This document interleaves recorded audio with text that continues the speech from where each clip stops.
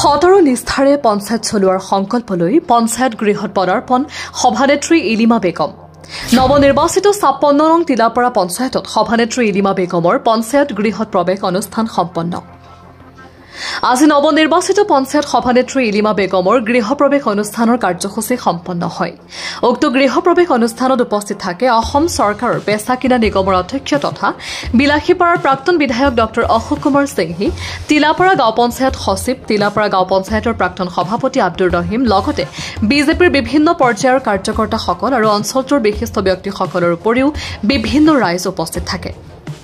আজিৰ সভাতে নৱনিৰ্বাচিত তথা নতুনকৈ দায়িত্ব বহন কৰা সভানেত্ৰী ইলিমা বেগমে পঞ্চায়তৰ কাম কাজসমূহ নিয়াৰিকৈ পৰিচালনা কৰাৰ সুবিধাৰ্থে ৰাইজৰ পৰা পৰামৰ্শ বিচাৰে। লগতে আজি শতাধিক ৰাইজৰ উপস্থিতিত সভানেত্ৰী ইলিমা বেগম পঞ্চায়তৰ কাম কাজ সঠিকভাৱে পৰিচালনা কৰিবলৈ জ্যেষ্ঠসকলৰ পৰা আশীৰ্বাদ বিচাৰে। সভানেত্ৰী ইলিমা বেগমে নৱনিৰ্বাচিত উপসভাপতি আৰু সদস্যসকলৰ পূৰ্ণ সহায় সহযোগিতা কামনা কৰে। মোৰ নাম ইলিমা বেগম। মই ৫৬ নং তিলাপাৰা গাঁও পঞ্চায়তৰ সভানেত্ৰী। আজি অসম চৰকাৰৰ কিনা বেচা নিগমৰ সন্মানীয় অধ্যক্ষ ডক্টৰ অশোক কুমাৰ সিংহি ছাৰৰ উপস্থিত তিলাপাৰা গাঁও পঞ্চায়তত আমি প্ৰৱেশ কৰিলোঁ।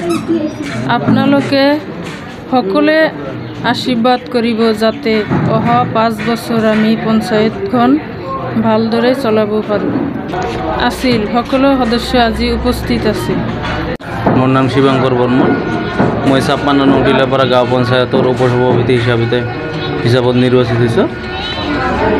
হয়, আজি ৫৬ নং তিলাপাৰা গাঁও পঞ্চায়তত আজি প্ৰৱেশ কৰিলোঁ আমি সকলো সদস্য মিলি।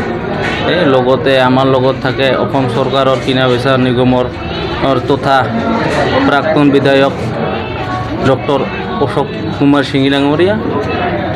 তেখেতৰ লগত আমাৰ নায়াৰা ব্লকৰ বিভিন্ন বিজেপি কাৰ্যকৰ্তাসকল থাকে।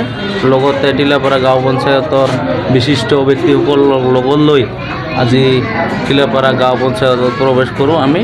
আৰু অনাগত দিনত আমি সকলোৰে সহায় সহযোগিতা বিচাৰি অনাগত দিনত তিলাপাৰা গাঁও পঞ্চায়তত সকলোৰে অভিযোগ মৰ্মে আমি যাতে তিলাপাৰা গাঁও পঞ্চায়তত ভাল কৰি কাম কাজ কৰিব পাৰোঁ আৰু তিলাপাৰা গাঁও পঞ্চায়তখন এখন দুৰ্নীতিমুক্ত গাঁও পঞ্চায়ত কৰি তুলিব পাৰোঁ তাকে ভাবিছোঁ।